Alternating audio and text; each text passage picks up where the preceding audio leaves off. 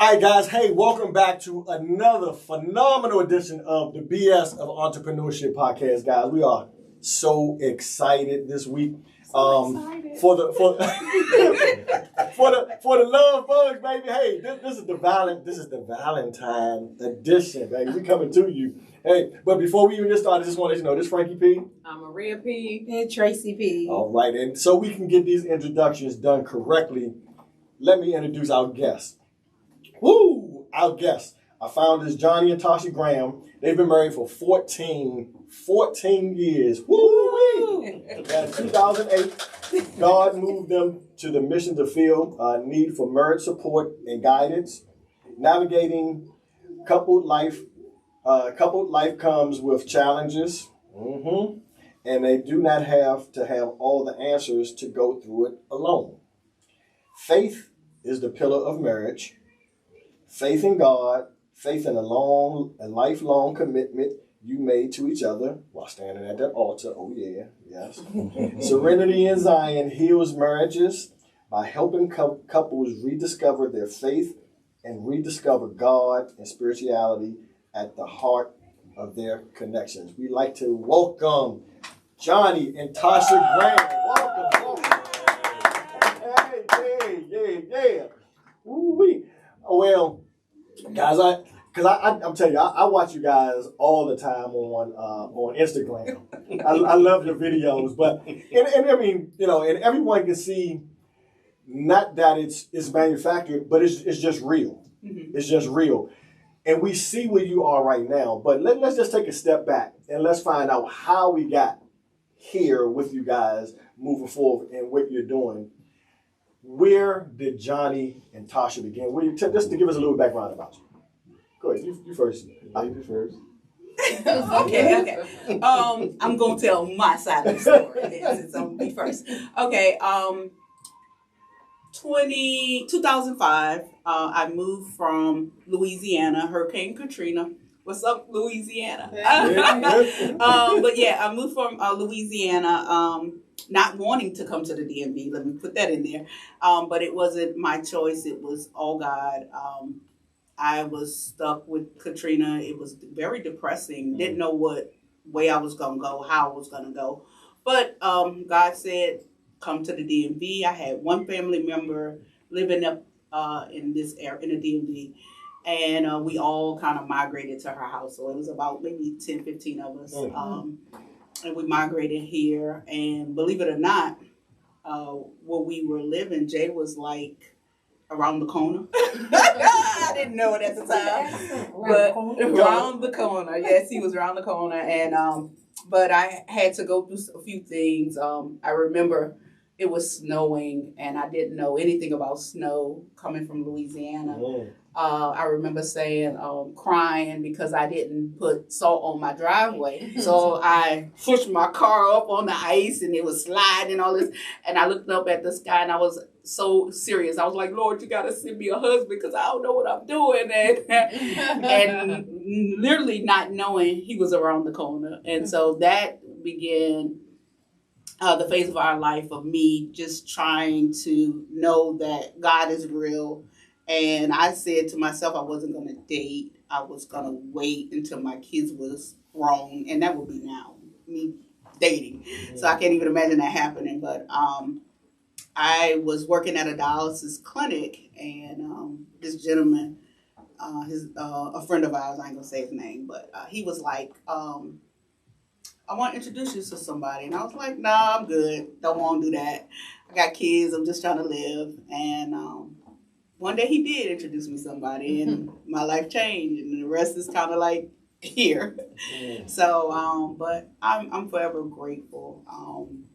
I know that me being obedient and adhering to what God said and allowing me to be in a place where I can just have somebody in my life that was meant for me and not just tolerate me, but actually is a covering and a husband and somebody I can submit to and honor.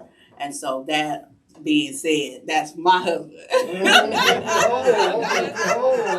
right. That was a great intro. I don't know how you gonna come over that one. Yeah, sound that one. Well, let's see where we started from. Well, we're how we got here was actually my buddy that was on dialysis, that went to the dialysis clinic. He used to tell me about her. And I was like, actually I was going through a divorce then. Mm-hmm. I was married before, maybe married for together 17 years. Mm-hmm. Together 17 years. And he used to tell me about her, man, I want you to come up here, man, because she got that mouth and you quick, you think quick. And I was like, man, I don't want to open another door until this door closed. And then, he told me that she had 4 kids, and I was like, she don't need me bring my baggage to her. So I would never go up there. And he kept asking me. Then one day he told me he passed out when he got off the machine. His blood pressure had dropped. So I said, you know what? Maybe I'm gonna stop past there, just to check on him. Right. And so when I walked in there, the first thing she said, what is up with all you guys with these light color eyes? Because his eyes were light, his brother's hazel brown, and his driver eyes was hazel brown. And, we talked, it was snowing that day. We talked and everything. And come to find out, matter of fact, Frank, she moved into Rose Valley, into Tony's house. Tony that passed away when we were young. Yeah. She was at his house. Him too. Right around the corner. Then he died. And the crazy part, before he was there, I knew her cousin's son, because the cousin's son was dating my daughter's best friend. And they came to the house one time, and I was telling my man, I'm gonna need some help with these big jokers over here. Just joking around. Right. And not knowing that we was right around the corner from each other. And I told myself, I kept telling him, man, I don't want to get married no more. You know what I'm saying? I don't want to go through that, because me, the way I thought marriage was forever until one of us leave here. But, you can't do that if the other person not on the same page. So, we just talked that night. We just said we were going to be friends. And he was like, man, it's not a problem. She got 4 kids. I said, no, that's good. I got 4, and I don't want to have no more babies. So we was like the Brady Bunch. Yeah. But we talk, and I think we talked a couple of times, and just thought we was going to be friends. And I don't know. I told her, she asked me about, my ex and how long we was together, and she told me, you should give her another chance. That's a lot of time, that you was with somebody, and I don't want to be the cause that y'all can't get back together. So I told her, okay, well, all right, if that's what you're saying, do. I ain't never known another woman maybe she didn't know she wanted me to send you back. You know what I'm saying? So I gave it another try, but. Well, at that time, when you told him that, what was your mindset at that time?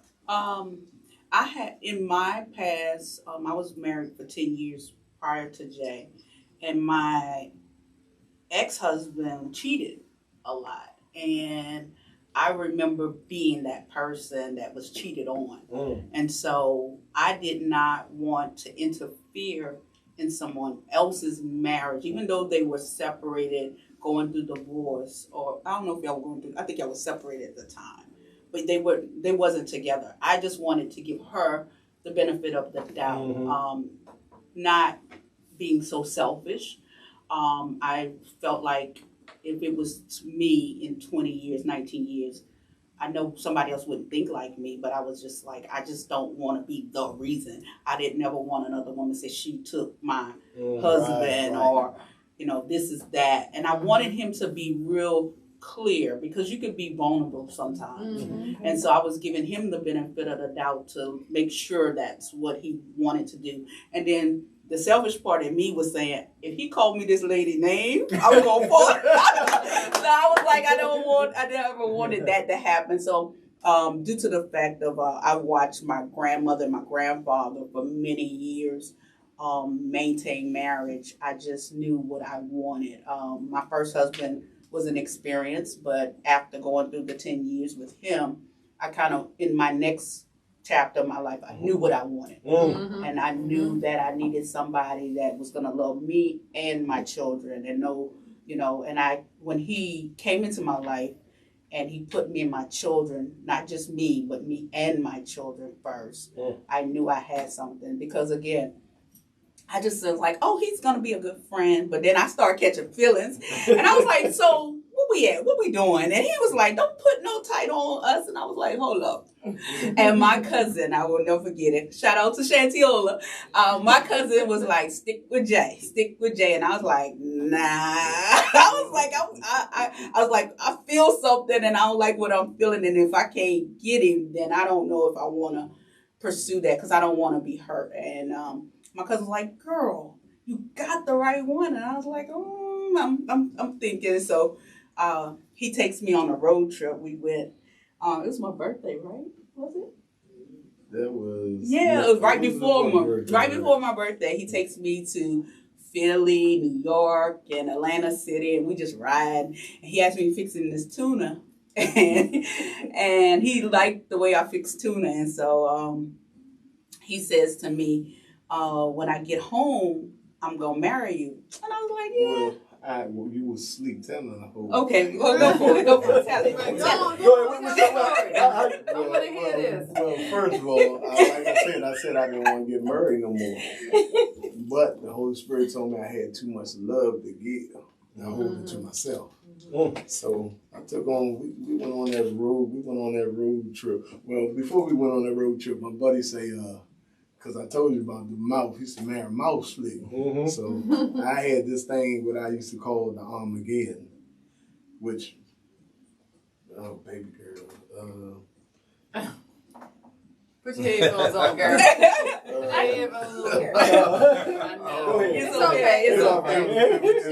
It's called the end of the world. If you're in that room, when you finish, it's the end. And my man said, he called me greedy. Did you put the Armageddon on? I said, man, you know I did. That's what I'm talking about, greedy. I said, but it was a problem. She reversed it. I know that's right. He But you know, as men, When you was like, she put it back on me. And I say, but you know, I knew I wanted to be with her, right. but I just didn't want to put no title on it right then and there. So we took that road trip. And before then, the Lord had always been telling me, he said, look, he said, I'm going to send somebody to you. He said, I got somebody for you that you won't never have to worry about. If they cheat on you, they're going to have your back.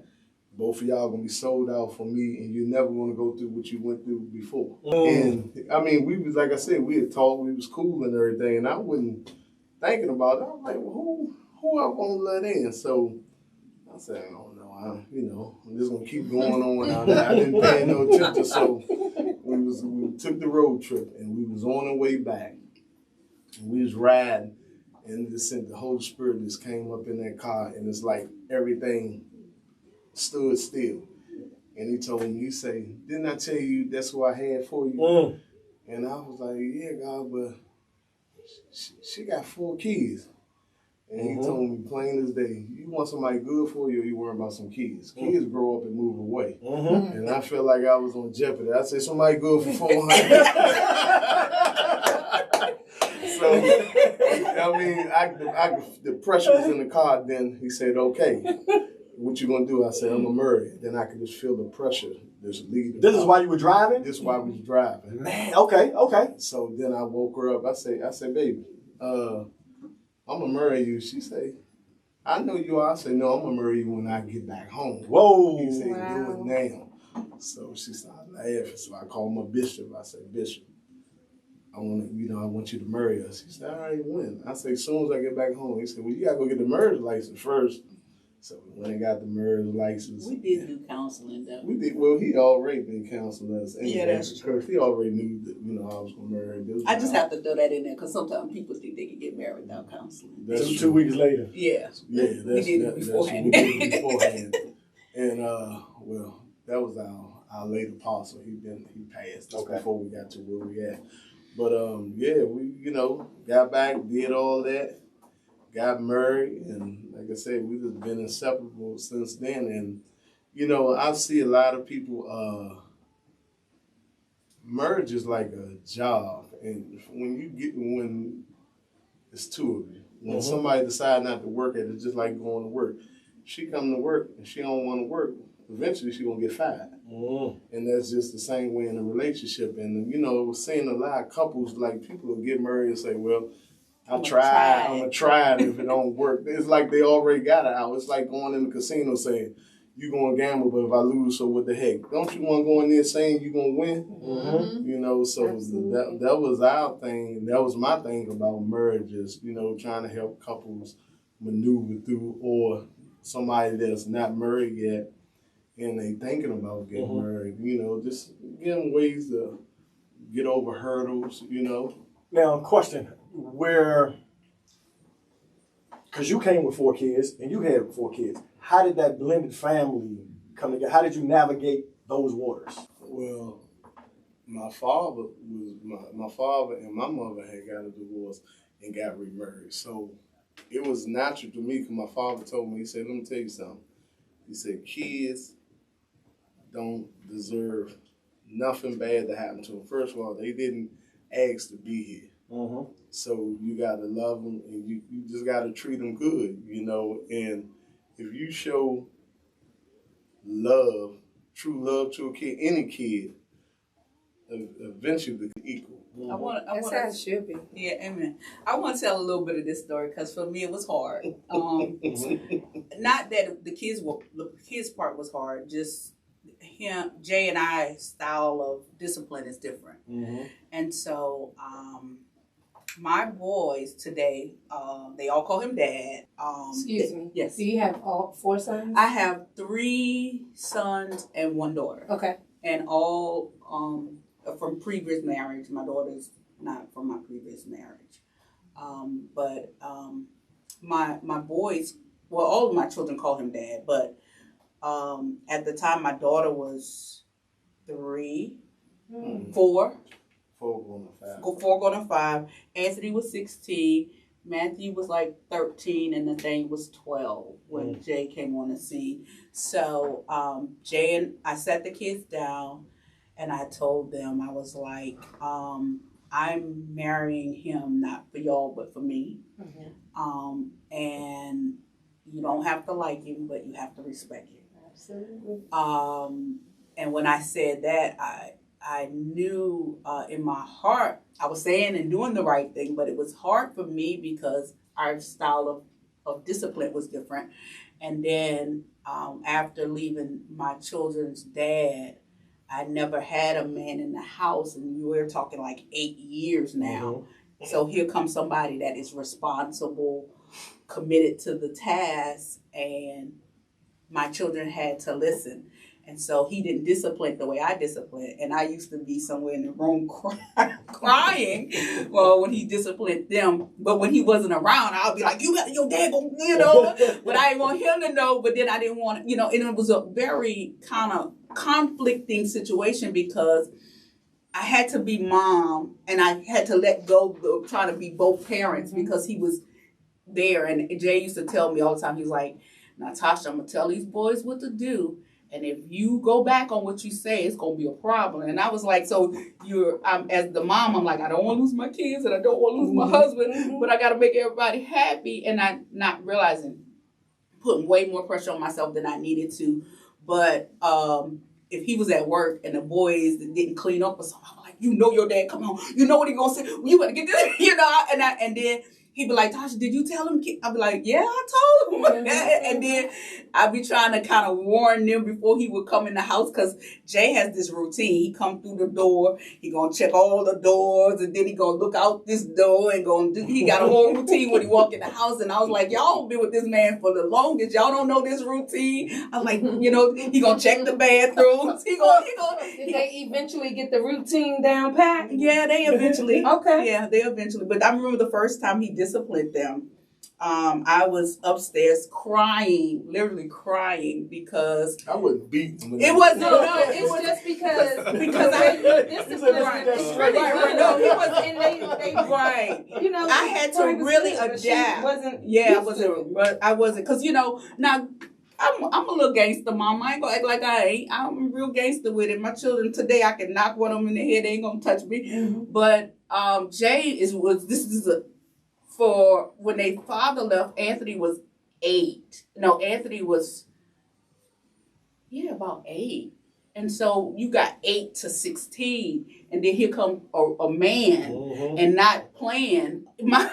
My children didn't know how to deal with that because my oldest son said, "You let this joker tell you and me he the man of our house," and I'm still telling my son, "Yes, he is," knowing that I didn't really want Jay to discipline him, but I had to let him. Absolutely. And so being upstairs crying because of the way he may be doing something, not because it was bad, but just because I had to allow it to happen, and I thought I was ready for it, but not knowing it was hurting me. So. And look at you today. Yes, and listen, they'll call him before they call me. So how did you guys start this road? Start going down this road of couples counseling, or how did that come about? Well, it's couple coaching. It's coaching? Yeah, I don't want to say counseling because we're not counselors and coaches. But some friends of ours, so Jay and I have so many years of what not to do, I'll say, in a marriage. So he came with like 19 years. I came with 10, almost 30 years of being in relationships. And when we got together, we kind of really just, the day that I think we decided to date, it really was like we were married before we even married. And we noticed people would tell us, like, you all got this thing with you. And we, at first not knowing it, we would go to different events and people would pick us out, like, I like what you're doing. And we didn't even know what we were doing. Just had that energy. We went to an event in, where was that? Atlanta. We went to an event in Atlanta, a couples event, and this couple were in need. We both didn't know what the need was, but we could just feel it. And so I was like, oh my God, I want to help them. And he was on the other side. We hadn't even talked that he felt like he needed to help them. Well, we end up, I think we had like $150 at that time to give, and we end up giving them the $150.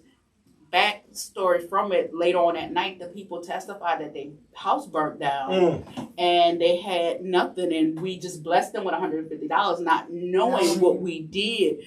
And I believe in that time frame right there was when we realized that we had this connection to help other couples. And so from that, we just built on it. And then a friend of ours was going through a divorce. And they called us and it was like, what do you think about X, Y, and Z? And the first thing Jay and I did was like, well, let us come over. And we went over to their house and we did a lot of coaching and just helping. And breakthroughs happened and different things happened. And then it went from that couple to another couple. And then it just kind of happened. And then we found ourselves inviting people over, and we would do games and helping couples kind of like connect, because most of our coaching is about fun. How do you connect with your mate? Not necessarily so much. Now we do we don't counsel, we coach on how to get to that next level, but most of it is about just engaging each other, because Jay and I can sit on the sofa and have a great time doing nothing. That when we go out, we're just in the crowd. I always tell Maria, I'm like, I don't care when we go out, if nobody else is going to have fun, I'm gonna have fun. We're gonna have fun. Have fun. It doesn't matter. Nobody else like sit around. I'm like, why are you coming out and you're not smiling and doing something? Just have some fun. Dance. As soon as the song come on, I already know it's time. I gotta hit this thing. Example of coaching, like, so this couple, they were distressed. Okay. They were about to divorce, or they were separated at the time. Well, actually. Well, no, don't use that one. Don't use them. Use another. Use So everybody don't make it. it's up to the two individuals.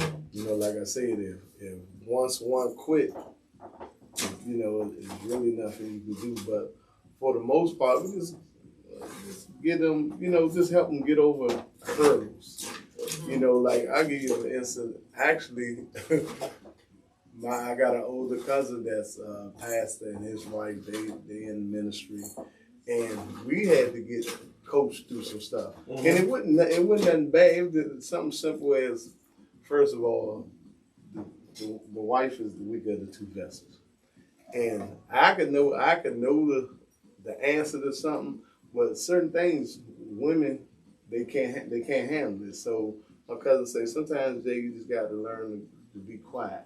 You know, or you could share, but maybe not right then, because you got to choose the right words. You know, because I mean, women are more emotional than men. So the first thing you let men know is one thing you have to do is learn as far as men, because you're right. Because as men, we want to be forward, and so we do have to take that step back and just say, okay, you know what? Let me just marinate for a second. Her word is digress. Digress. Okay, I like that. I like that. Digress and then help couples to learn, like, okay, say for instance, a couple they have a disagreement. Instead of going the whole mile, then y'all blow up. Why can't you stop at the quarter mile? You know? Come on, man. Come on. We have little words with, like, well, she might say, well, okay, you're going too far now.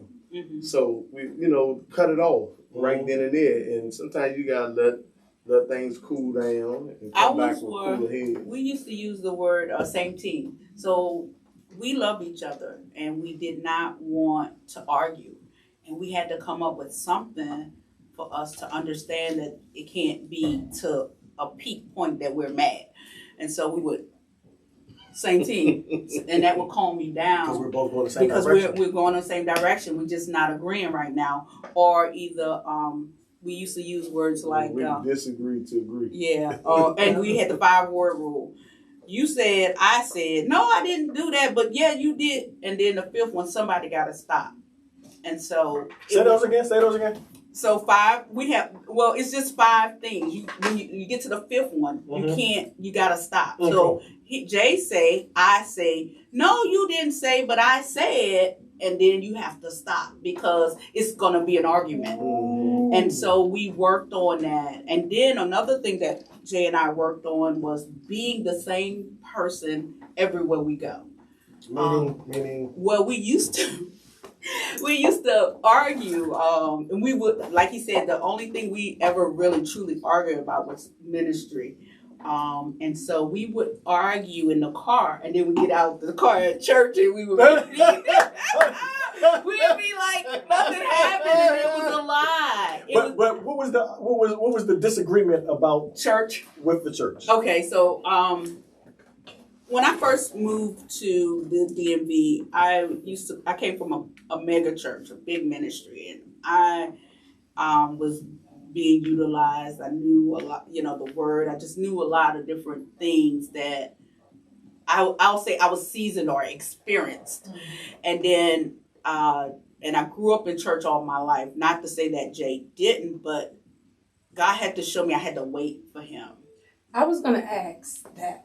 I hate to cut you off. No. I was going to ask because I know you were saying how God spoke to you and like were you both in church at that time when you first met her? Yes, we both were in church.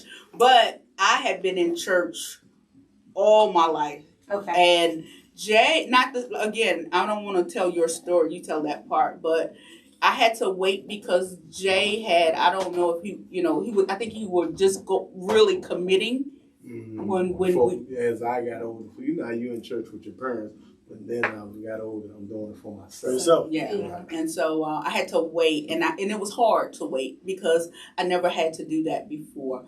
I got married to my ex-husband when I was 16. Oh, wow. And so he was Catholic and I was Christian, but I was refusing to go to the Catholic church, so he converted to Christian.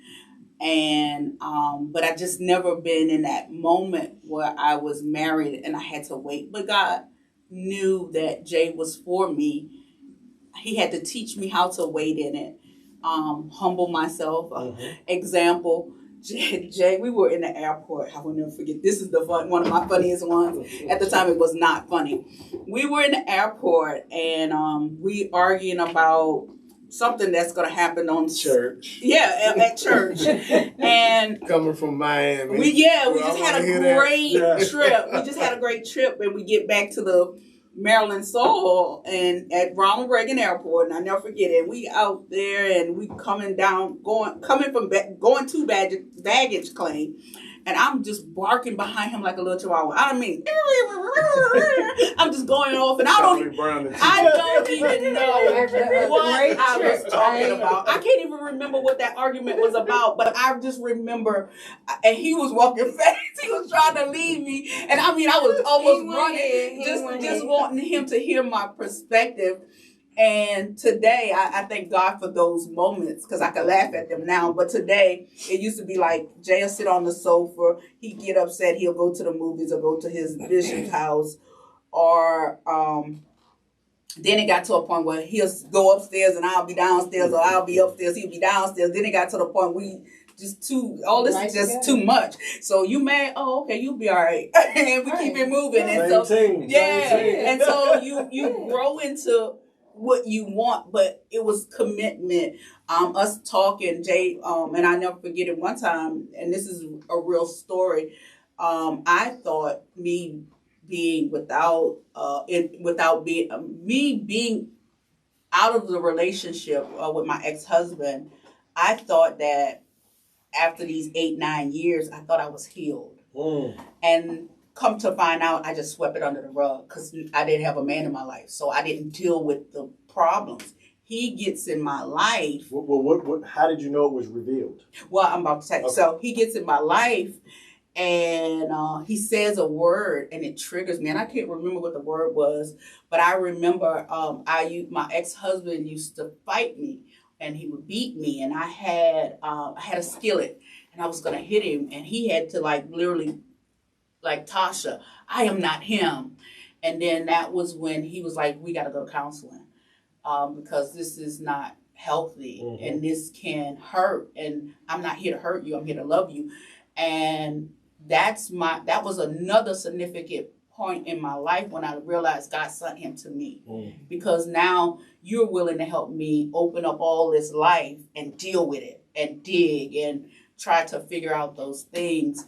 And me living the life I live, not knowing in today at 48 years old, realizing I had a toxic life.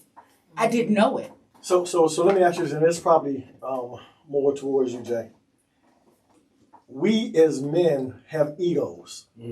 So how do we deal with the relationship? Because one of the most challenging things for most men to admit is we're wrong, and to come around to see it in another perspective. How do you deal with that? Well, my thing, like she said, first of all, we together, and I don't never want to hurt her. And then I knew her backstory.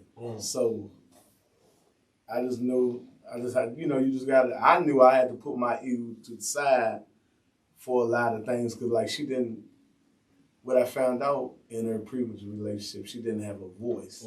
So that's why she was so strong, used to come so strong at me. And that's when I had to tell her, look, I'm not him. But I knew the reason why she was doing it because she couldn't say nothing back without him trying to put his hands on her. So I mean, if you love somebody, you don't want to hurt them. Then I, just like Jesus, I had to love her as Jesus loved the church. Come on, man. Through all, church got a lot of stuff going on in it. Nobody's perfect. So I know she went through some stuff and then when God told me I had too much love to give and I couldn't hold it to myself. So the more I love her, the more I could peel each one of them layers off of her. And the littlest things, like I gave you for instance when she said, if we had a disagreement, I'd go to the movies or go to my bishop house or something. I knew her ex would leave and just not come back for days. So I wouldn't never want to do nothing to hurt her Wow. or put her back in that mindset. Wow. Yeah. And then my bishop always told me, make sure you go somewhere that you can be accounted for. So the enemy can't play on her mind. You wouldn't, I don't know if you was there, I don't know. No, I got the ticket from the movie. Let's go, I could tell you word for word, but most times I just go down to my bishop's house or I go to my father's house. So now say that again as far as making sure, and this is for if you are married and you're having a disagreement, one of the key things you just said is making sure you're held accountable, that you can be accounted for. So just storming out, it's just not going to work. Oh, I'm out of here. Well, where you going? I'll see you later. Talk about how that, someone who has that mentality, how would that be detrimental to a relationship?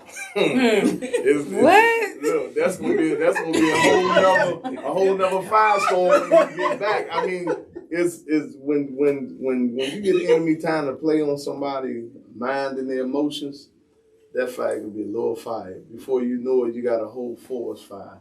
So that was just something, actually, like I said, I was taught from my bishop about that. And like I said, knowing her background, I never wanted to make her feel like she felt before. You know, so if I knew if he did this, I'm going to do that. You know what I'm saying? And like I said, when you love somebody, you're not in it to hurt them. Exactly. You're not going to get everything right, you know what I'm saying? But for the most part, if you know something about him, it's just like, if I'm allergic to ketchup, she's not going to keep putting ketchup on my food if it's going to hurt. Because if she is, she want to hurt him. Exactly. Right. Exactly. Oh, he wants some fries, huh? Yeah, exactly. So that's no, it's mambo sauce. Go ahead, try this mambo sauce. and then I try to help, I try to help men, like you said, when you get frustrated, first of all, the Bible tell you, he rather for you to go to the rooftop than be in the same room with a bickering woman. Not saying that y'all just, but, y'all a little more emotional than us. So, I think it just gives people time to the calm down. calm exactly. down. I know for me, it's time for me to regroup. Oh, I'm so sweet. It's time when we go, and we don't have a lot of, frustrations, but for me, it's time for me to regroup and rethink the conversation. Okay, and how can I approach it differently where he's going to understand? So, for example, this weekend we were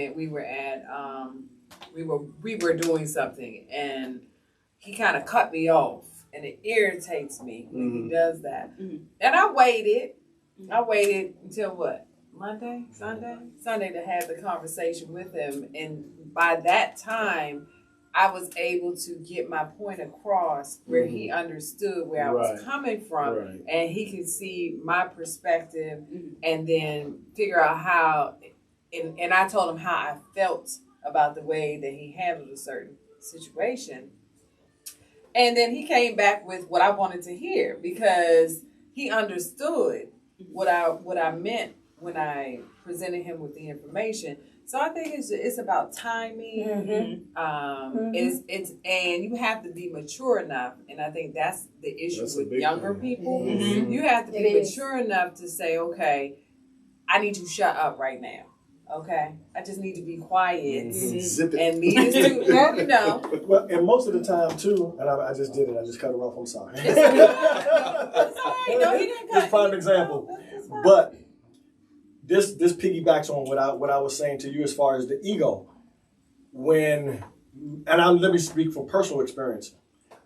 Oftentimes when I do get frustrated, it is based on my thought process of the past. Of this is based on this scenario and what happened and what was said.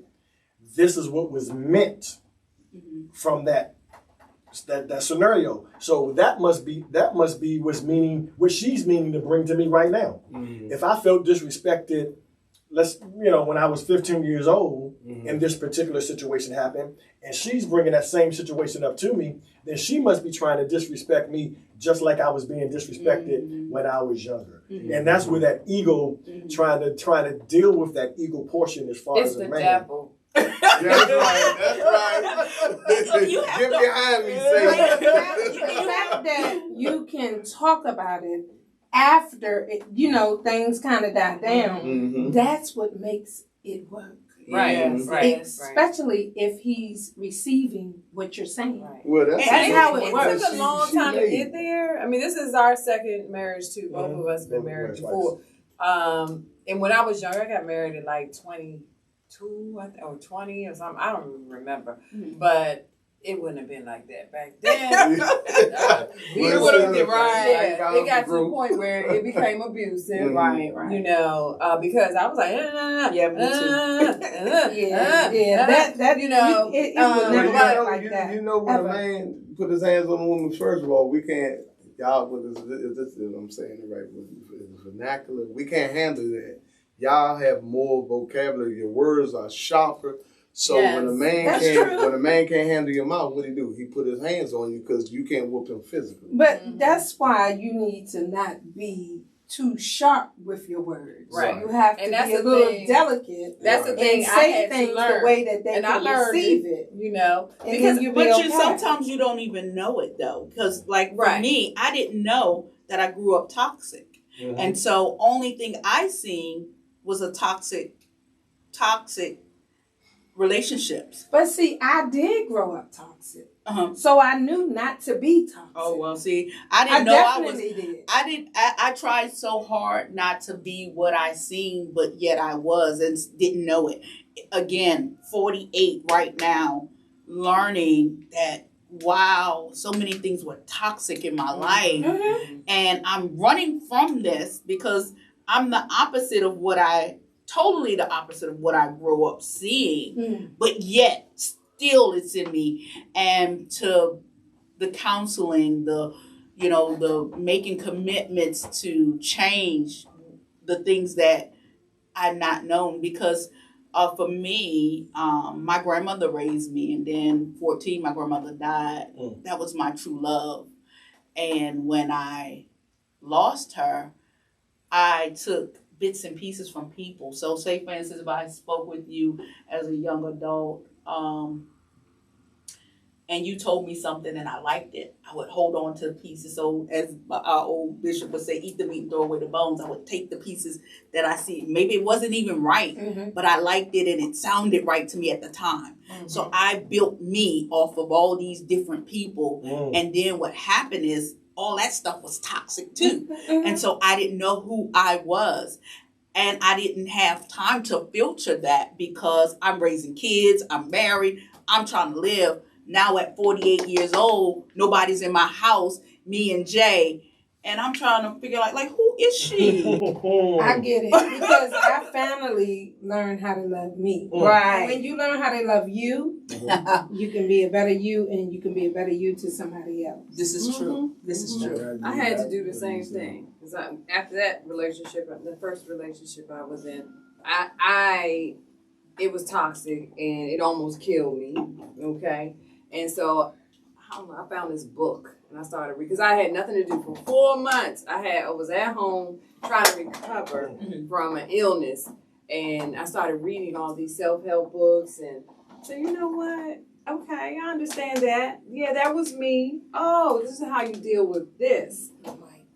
Oh, well, Mike came on. No, you took your jacket off. Oh yeah, you know that you know what I'm talking about. I got hot. You got me hot. I was about to burn up over here. Okay, but anyway, I might not look that like I'm burned up, but I'm hot as hell right now too. But anyway, I had to. It took about 4 months for me just being with me and learning me and what things trigger me and all of those things, and it helped me grow. Okay, and I figured out a lot about myself during that period of time, and I said I'm not going to be that person anymore. I understand. You know, I'm not going to be that person. I have to learn to love me for who I am. This is it. This is it. Right. You know, you got to get to know you. Right. You got to get to know you. Well, most women, most of y'all content for the most part. It's the men that's like I tell guys about being content with what you have. I said, like when God talked to me, most times he use food because I'm a big boy. I like to eat. So I never forget one thing. He just came to me. The Holy Spirit say, he said, okay, you see all this wonderful food. You put on your plate what you really like the most, because you can't put everything on your plate. Mm-hmm. And once you put what you got on your plate that you really like, you gotta be content. That's just like when you find a woman. You're not gonna get 10 for 10. So you looking in a woman for this, the things that you like, your traits that you like. So once you get there, you just gotta be content with it, because you can't eat everything at the buffet. Just like you can't have every woman in the streets. And that'd be most of the problem for most men. As soon as they get in a little situation, they think, well, I ain't got to deal with that. So-and-so want me. But guess what? So-and-so got issues. She got everybody got issues. Like when they say the grass is not greener on the other side. What are your grass? So that's the thing. Because I remember my ex told me she just felt like she was dead. She didn't want to be there no more. But then when she seen this was there, then all of a sudden you want to be back there. But, I told her the grass, I gave her an analogy of when we moved in this house, the yard wasn't like this. This come from cutting and fertilizing and water and everything. And that's the same thing with any relationship. It's just not green when you get there. Right. You got to take care of it. Yeah, right. you got to take Cultivate. That's my word I was looking for. Cultivate.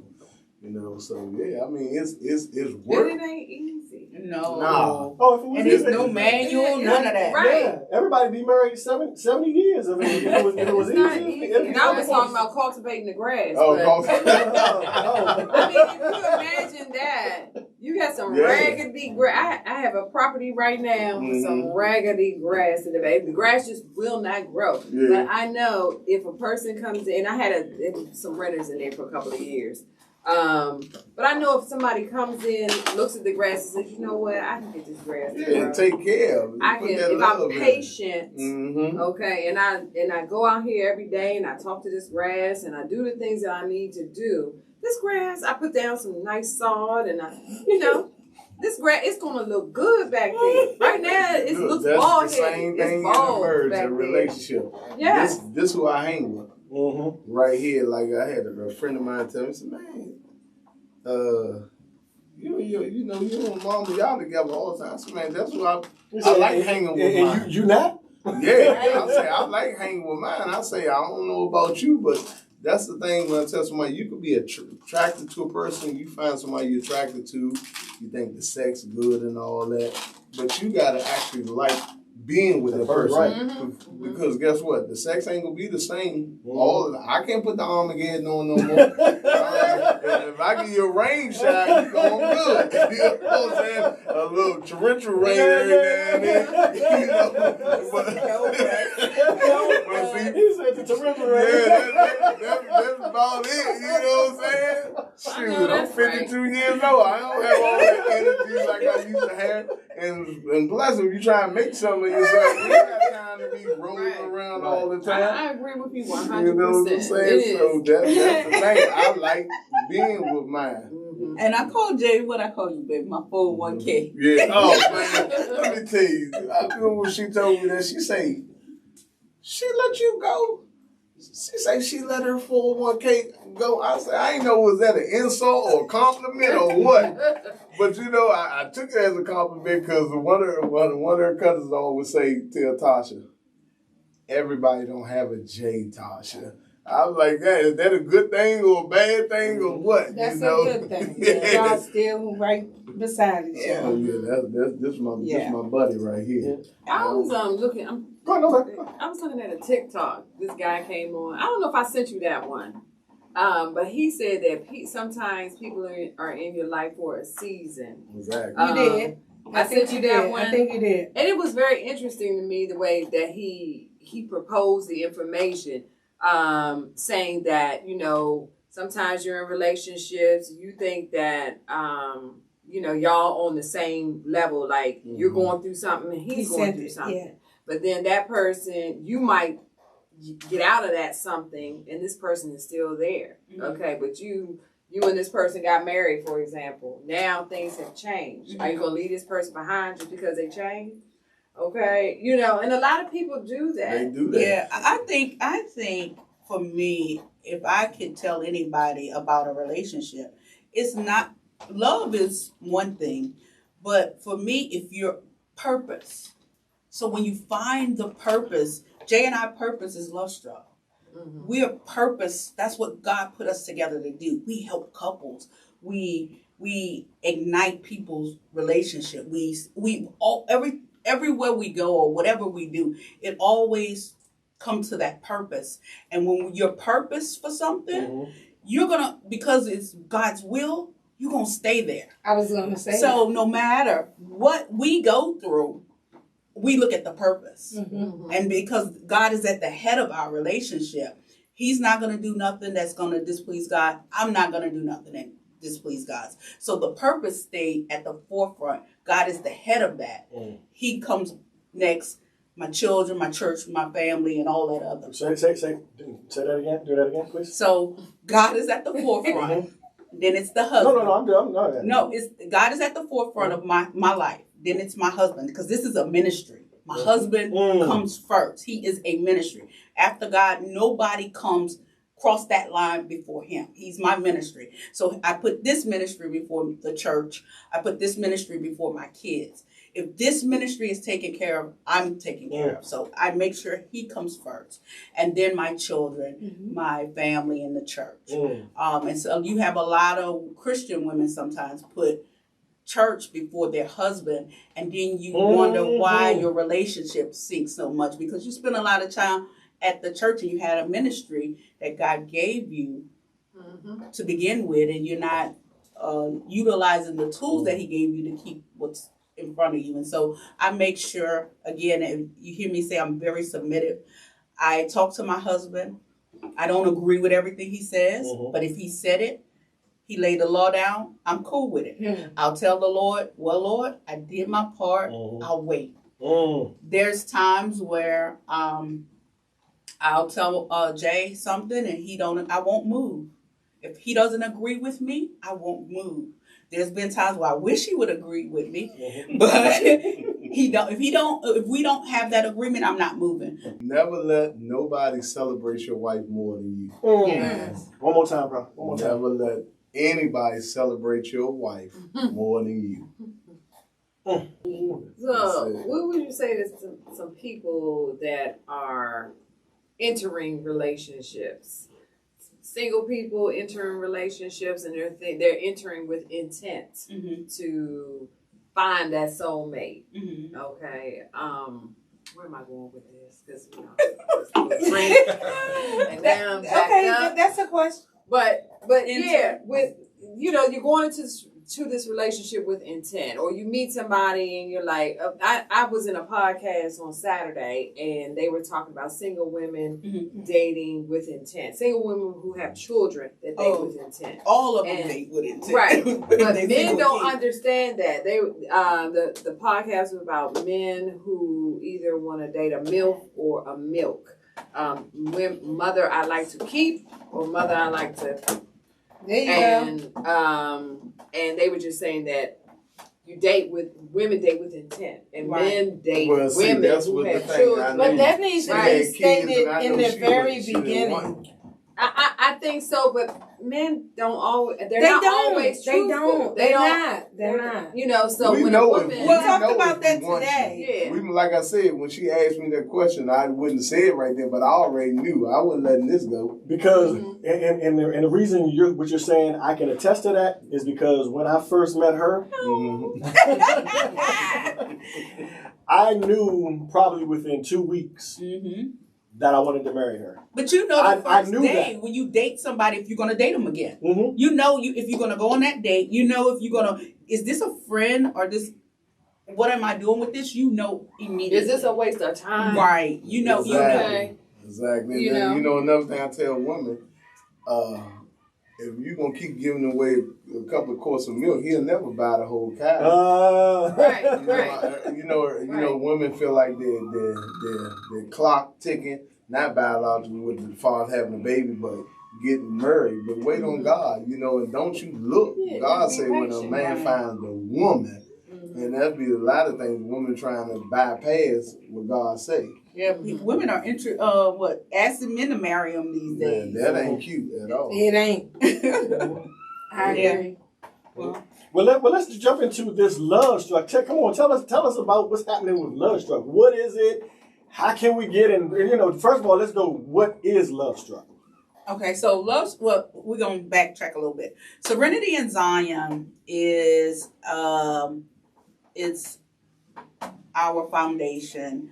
Serenity in Zion, it has a lot of different parts that kind of like haven't been introduced, but we had to start somewhere. And I remember God giving Jay and I a plan, and when we seen it, Jay was like, "Oh my God, they don't think anymore." And when he gave me the plan, I literally took and sat down and wrote out what Serenity in Zion was and how it would be formulated. I remember and just writing, and it was like maybe front and back 3 to 6 pages, trying to get out the vision that God gave us. After writing it out, He gave us 3 events a year, and then one of them is Love Struck. The other one is just the 2 of us. Love Struck is for Valentine. Just the 2 of us is a summer activity, and then Kissing Under the Mistletoe is the winter one. And He gave me Father, Son, Holy Spirit, so 3 events a year.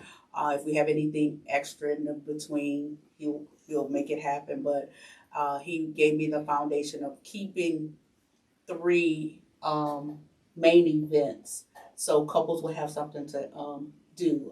The thing with Serenity and Zion, one night I wanted to go dancing, and I wanted to just hang out, and I didn't have anywhere to go, and it was hard, and everything was either a bar or either a club, and I don't do either. Get it in the house.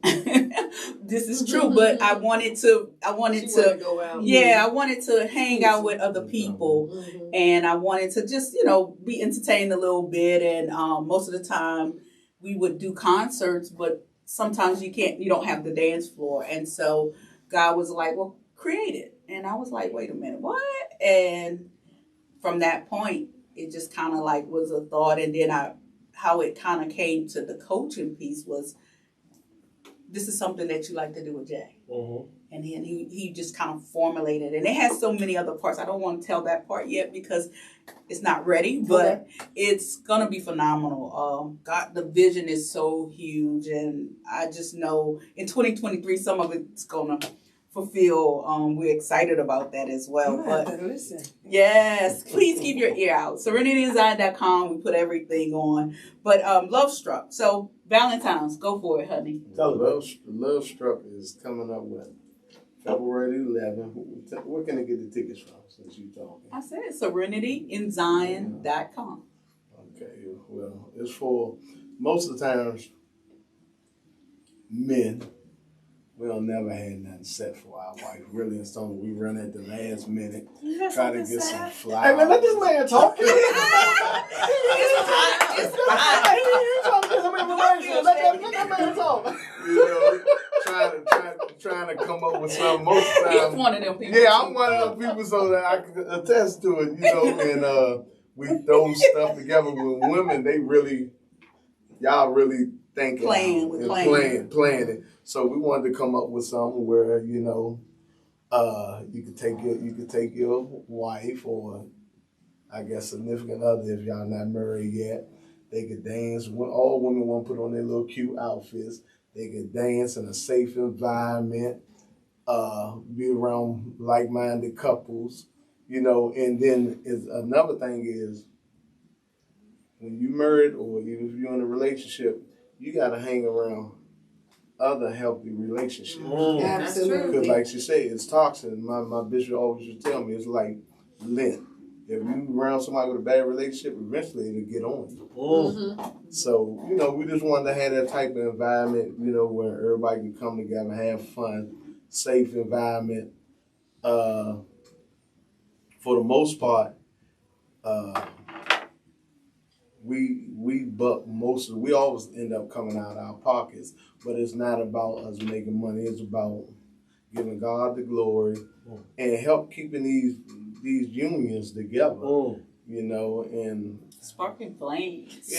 So help me. So are you guys having an event for Love Struck? Yes, the Love Struck event happening February 11th. That's what I thought I was hearing. Yeah. Because I'm following you. Where And is I it? remember February 11th. 8500 Annapolis. What is Metro That's Point how- Hotel. that's how Metro Point, it yeah, New down the Carrollton. street. We right here. Yeah, New Carrollton. Okay. Yes. Okay, down the street. Right. Yeah, when I say, for the women, y'all like gifts. This lady got so many giveaways and stuff. I'll say, Oh, I'm coming. I'll say, Send I'm me the going to link. need I'm a coming too. second job trying to pay for all this stuff. But you know, it's all for the glory of God. You know, as long as He get the glory, and I just want to see people make it. You know, I just want to see marriages make it. Yeah, like you said, be happy, because you see a lot of people. You ever see when somebody married 20-something, 30 years, and all of a sudden when the kids grow up and move out, they get a divorce? But that's They- because they that's got intentional. married for the wrong reasons. Not all the No, time. it ain't. It's Not not all the that. time. That's think. when They you grow come, apart. they grow. Yeah. They they stop grow- talking. They They stop stop talking. But communicating. They they got, stop it's having a lot time of people together. that get married because she's pregnant. Yeah, you had that. You had And that, then you had that too. after the kids, then they go their separate ways. I didn't get married. It happens all the time. I mean, my parents didn't get married. Like, I've for- never been married, because and I'm somebody was 54. pregnant. Mhm. My parents got married because they believed they loved each other. Mhm. But by the time that my brother was graduating from high school, when he graduated, they split. My But mother that's went and got her but own. that's good. That's What? good. What is? What you just said. Yeah, but it I've wasn't been good. asked, It wasn't good. but at all. I said no twice because I knew that was not the person Right. for me. Well, yeah, you. But I've I don't only think been that in they a- understood that I was, don't they even weren't think that they compatible. wouldn't that they wasn't right for each other. Because some If people you just don't, get married if to you say don't they put have that, a if you don't put that time in, the same thing you did to get her, that's what you do to keep her. Exactly. And Right. people don't But spend. they They grew, don't have. like I was saying before. They grew apart. They were seasonal. They were on the same level when they first got together, and then one of them started to go in a different direction, and the other wasn't here. And, What we and just one talked was about. saying, "Look, why aren't you doing this? Why Mhm. aren't you doing that?" And this one started feeling Left out. insecure Yeah. and left out, while this one was That's what grown. we said, yeah. And then this one was trying. This is what I saw with my parents. This one was trying to stay on this one's level, but this one was rejecting it. Okay, they rejected it, and finally this one was like, okay, but this one was crushed when the other one left. Oh, wow. It was. Yeah. they Why do you were think crushed. the other one was rejected? Because they wanted more. They wanted more that this person couldn't give. Mm-hmm. And somebody told me that That's about what my we own was talking about relationship. earlier. a while ago. Why can't you just accept why can't you accept what you have right now, Mm-hmm. and understand that this person loves you and they're giving you the best that they have. Mm-hmm. And it took me back to my own parents' relationship, and I looked at them like, wow, that would have, if the one partner could have responded to the other one in that way and said, okay, I married you for a reason. We had these kids, and it was nothing wrong. Everything was fine. There was no cheating, no nothing. The bills were paid, all of that. But this person Well, if you had, he got. So y'all Right. together, when you get married, And you this become is- one. right. And I think that also coming from that background and coming into this relationship and actually analyzing my parents' relationship, I believe that helped me in the relationship I have with my husband. And I believe that now we're right on the same level, because I was pushing for that because that's all that I knew, you know, but you know, as you grow and you understand things about yourself and you understand things about the person, and then when you have people come into your life and say just one small thing, Change your life. and it's like, I never looked at it from that perspective. And I think people go into these relationships with these grandiose ideas about what they want and what they expect and what this person better do. And he did this. Just like you said about the Armageddon and all that. that don't last. Right. Like you said. Right. You know, so when that no longer is the thing that's important to you, are you still going to love that person? Right. Because that person hasn't changed. Right. You know, they still love you. And if that was the only thing, you know, or the main thing. Well, I don't think let me say they stopped liking I don't think they stopped loving each other. Did they stop liking each other? I don't even think it's that. What I gathered from it was one was going in one direction and the other one wasn't going in that direction. Right. So we about to part ways because of that. Right, because that's what I gathered from one was saying, and still to this day says, it shoulda, coulda, woulda. And I'm like, but what was wrong with what you got? Because they were a really good person. Mm-hmm. They took care of home. They made sure you were good. But because you were on this they might have couldn't see at the time. Right. I think Jay and I went through something like that. When we first got together, he if you recall, he said that I didn't have a voice. So when I learned how to have a voice, and then he told me he wasn't a genie in a bottle. He couldn't read my mind. And then I start asking for things because I never did that in a relationship. And then it kind of got crazy because I could. And I knew that anything I asked for, he would give it to me. Mm. And I'm not going to lie, for a minute, I abused it. I abused it. I started asking for stupid stuff. Thank you, Lord, that it stopped. But then one day I realized, that's my husband. I realized, what are you going to do? Work him to death? What are you going to, what are you doing? Mm. And then he was working so hard and laying out the carpet for me and the kids.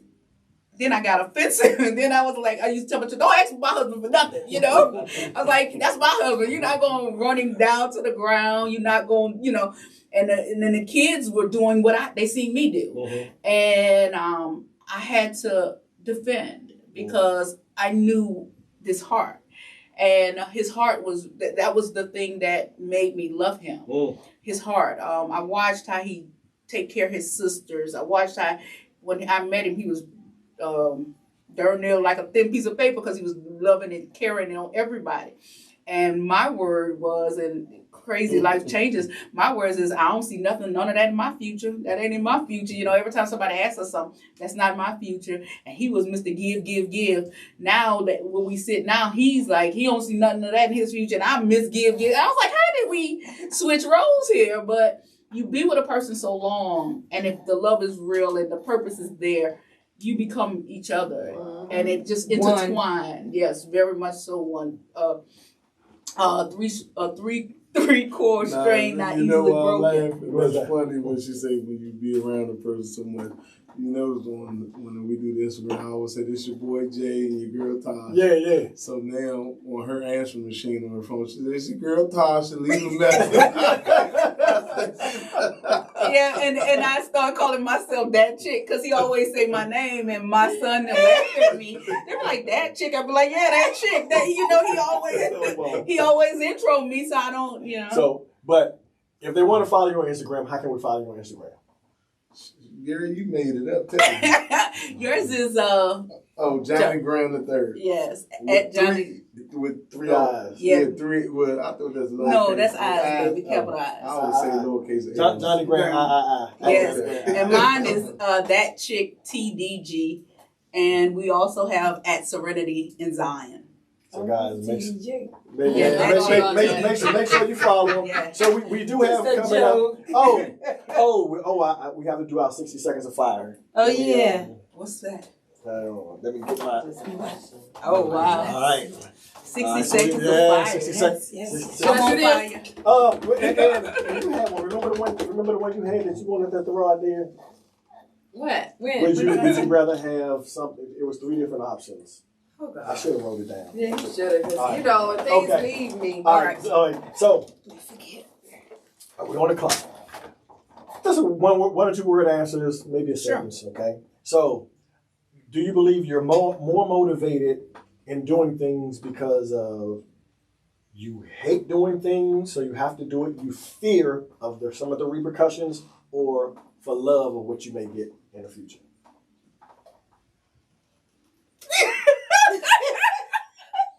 I don't know all of these. We're My gonna thing ask the question again. Okay. Are you more motivated by your actions of fear, Okay. hatred because you hate something, or because of the love that you may receive? I'm the love. I like the love piece. That's me. Because I give love all day. That's good, because that's what it say on your shirt. Yeah. What about you, Jay? I love to sow seed and love because I want to reap the I harvest. figured they were going to say that. Now, if you can change one thing about your journey, about your marriage journey, what would it be and why?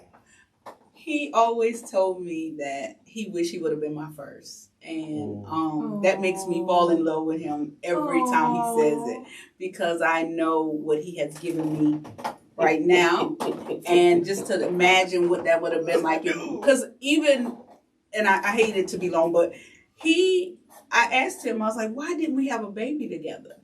And I was like, because I really know what love is. And so I would have kind of wanted to experience that, but then we looked at each other like, oh, we're glad we did. You had nothing. It's okay. Man, I don't want to say any more things. It's okay. All right. So now this was going to go to you, Jay.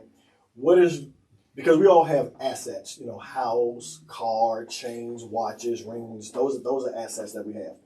What do you believe your greatest invisible asset is? I.e., generosity, kindness, peace, freedom, honesty, etc. Kindness. Yeah, I'll say kindness and my generosity, because I'm a giver. I like to see, what it does for somebody. When you give them something, I love to give. Mm-hmm. Just out the kindness of your heart. I just love to give. Okay. Last one. Finish the sentence.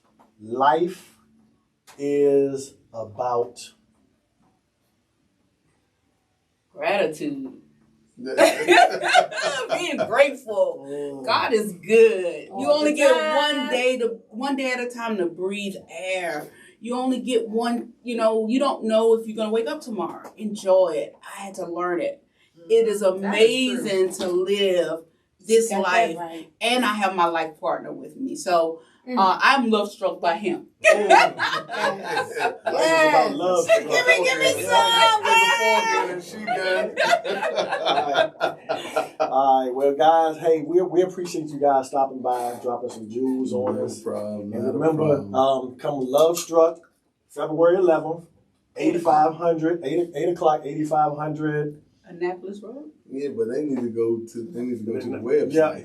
So we can get our tickets and show up. You want to go to show out. Is it just for couple, like married couples, or is it for single or people with intents? As long as there's a couple, because the tickets are coupled. So as long as it's a couple. But the website is serenityinzion.com. Tell them again. serenityinzion.com. And you scroll down, you'll see it. Hit continue, put your name in, and let's go. Well, I want to say one thing, and I pray that nobody takes this wrong, because we love everybody. No, don't. Please. I love you. Yes. Well, we're going to leave it right there, guys. This is your partner, Frankie P. Maria P. Tracy P. Hey, we appreciate you. Johnnie and Tasha coming by. This is your partner, Frankie P. Remember, you change your perspective, you change your life. When you change your perspective, you change your life. When you change your perspective, fellas, this is for you. Do not let anyone tell you to be more excited about your wife than you. And guess what's going to happen, fellas? You're going to change your life. Peace. Love it.